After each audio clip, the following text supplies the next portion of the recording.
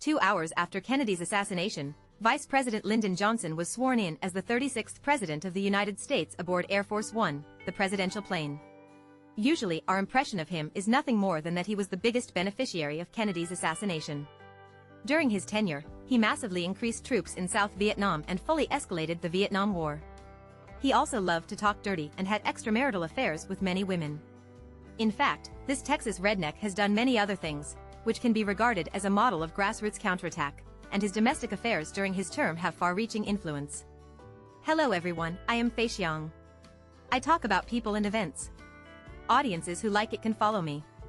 Johnson was born in rural Texas in 1908. Both his grandfather and father were Democratic state legislators. However, due to investment failure, the family was extremely poor. Johnson worked part-time in high school, and he did not go to an Ivy League school like most American presidents, but went to a normal college. Perhaps also influenced by his family's political genes, Johnson is good at speeches, debates, and has strong organizational skills. In order to earn money to complete his studies, Johnson took a leave of absence to go to a remote segregated elementary school in Texas and worked as a teacher for 9 months from 1928 to 1929. The discrimination and injustice suffered by non-white children profoundly affected him. Years later, when Johnson, as president, signed the Higher Education Act to strengthen university resources to provide financial aid to students, he recalled this past event: "If the door of knowledge is closed to them, this country will never have peace." In 1931, Johnson graduated from Teachers College and worked as a teacher in Houston.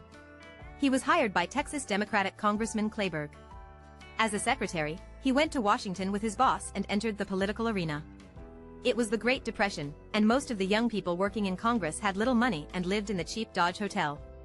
Johnson also moved in and took 4 baths and brushed his teeth 5 times on the first day, just to stay decent and visit as many as possible to get to know the more than 70 congressional secretaries who lived here. He was so ambitious that he aspired to be president at this time. Less than 3 months after arriving in Washington, the 23-year-old Johnson became the Speaker of the small Congress composed of all aides in the House of Representatives. At the age of 29, he was elected to the House of Representatives and a member of the Naval Affairs Committee. Known as Curly Hair, Johnson's drive drives him to work more than 10 hours a day and stay busy on weekends.